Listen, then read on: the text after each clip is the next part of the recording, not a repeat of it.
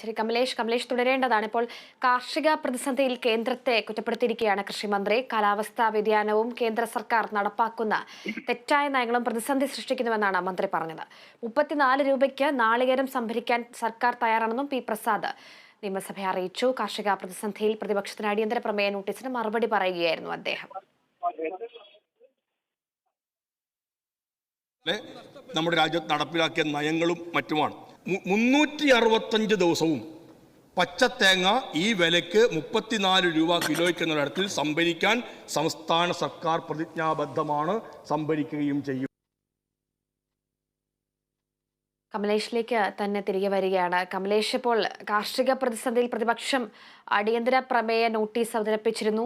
ഇതിൽ മറുപടി വന്നിട്ടുള്ളത് കേന്ദ്ര സർക്കാർ നടപ്പാക്കുന്ന തെറ്റായ നയങ്ങൾ പ്രതിസന്ധി സൃഷ്ടിക്കുന്നുണ്ട്, കാലാവസ്ഥാ വ്യതിയാനം വലിയ രീതിയിൽ ഈ കാർഷിക പ്രതിസന്ധി ഉണ്ടാക്കുന്നുണ്ടെന്നൊക്കെയാണ് കൃഷിമന്ത്രി നൽകിയിട്ടുള്ള ഒരു മറുപടി സഭയെ അറിയിച്ചിട്ടുള്ളതെന്നാണ് മനസ്സിലാക്കുന്നത്. അതൊക്കെയാണ് വിശദാംശങ്ങൾ.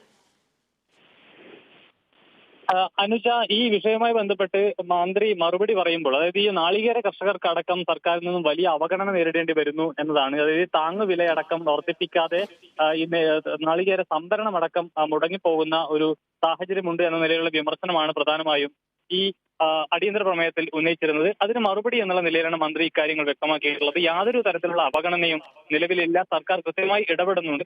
ഈ കാലാവസ്ഥ വ്യതിയാനവും അതുപോലെ തന്നെ കേന്ദ്ര സർക്കാർ നടപ്പാക്കുന്ന തെറ്റായ നയങ്ങളുമാണ് ഈ സംസ്ഥാനത്ത് ഈ നിലയിൽ വലിയ പ്രതിസന്ധികൾ സൃഷ്ടിക്കുന്നത് എന്ന മറുപടിയാണ് നൽകിയിട്ടുള്ളത്. നെല്ല് സംഭരണം കാര്യക്ഷമമാക്കാനുള്ള നടപടികൾ വേഗത്തിൽ മുന്നോട്ട് പോകുന്നു. അതോടൊപ്പം തന്നെയാണ് ഈ MLA മാർ എഴുതി തന്നാൽ മാത്രം മതി, അത്തരത്തിലുള്ളൊരു ഇടപെടൽ MLA മാരുടെ ഭാഗത്തു നിന്നും ഉണ്ടായാൽ 365 ദിവസവും ഈ നാളികേര സംഭരണം, അതായത് ഈ 34 രൂപയ്ക്ക് നാളികേരം സംഭരിക്കാൻ സർക്കാർ തയ്യാറാണ്, അത് ചെയ്യുകയും ചെയ്യും എന്ന് പറഞ്ഞത്. പക്ഷെ അതേസമയം പഞ്ചായത്ത് എല്ലാ പഞ്ചായത്തിലും ഒരു സംഭരണ കേന്ദ്രം എന്ന നിലയിൽ നമുക്ക് അത്തരത്തിൽ മുന്നോട്ട് പോകാൻ പ്രതിസന്ധികളുണ്ട്. നേരത്തെ UDF കാലത്ത് എന്താണ് സംഭവിച്ചത് എന്ന് നമുക്ക് എല്ലാവർക്കും അറിയാം എന്ന് മന്ത്രി ചൂണ്ടിക്കാട്ടുകയും ചെയ്തു. 14 ജില്ലകളിലും ഇത് സംബന്ധിച്ച അഴിമതി കഥകൾ, കേസുകൾ വരുന്ന സാഹചര്യമുണ്ട്. അത് ആവർത്തിക്കാൻ കഴിയാത്ത ഒരു നിലയാണ് ഇപ്പോൾ ഉള്ളത്. കൂടുതൽ മെച്ചപ്പെടുത്തിക്കൊണ്ട് ഈ പഴുതുകളെല്ലാം അടച്ചുകൊണ്ടുള്ള ഒരു സംവിധാനത്തിലേക്ക് സർക്കാർ പോകും. സ്വാഭാവികമായും 34 രൂപയ്ക്ക് ഈ നാളികേരം സംഭരിക്കുന്നതിനുള്ള ഇടപെടൽ സർക്കാർ നടത്തും. അതിന് സർക്കാർ തയ്യാറുമാണ്. ആരുടെ മണ്ഡലത്തിലും MLA മാർ എഴുതിത്താൽ ഇത്തരത്തിലുള്ള സംഭരണ കേന്ദ്രങ്ങൾ സർക്കാർ ആരംഭിക്കുകയും ചെയ്യുമെന്ന ഒരു മറുപടിയാണ്, അല്ലെങ്കിൽ അത്തരമൊരു ഉറപ്പാണ് ഇന്ന് മന്ത്രി സഭയിൽ നൽകിയിട്ടുള്ളത്. അനുജ.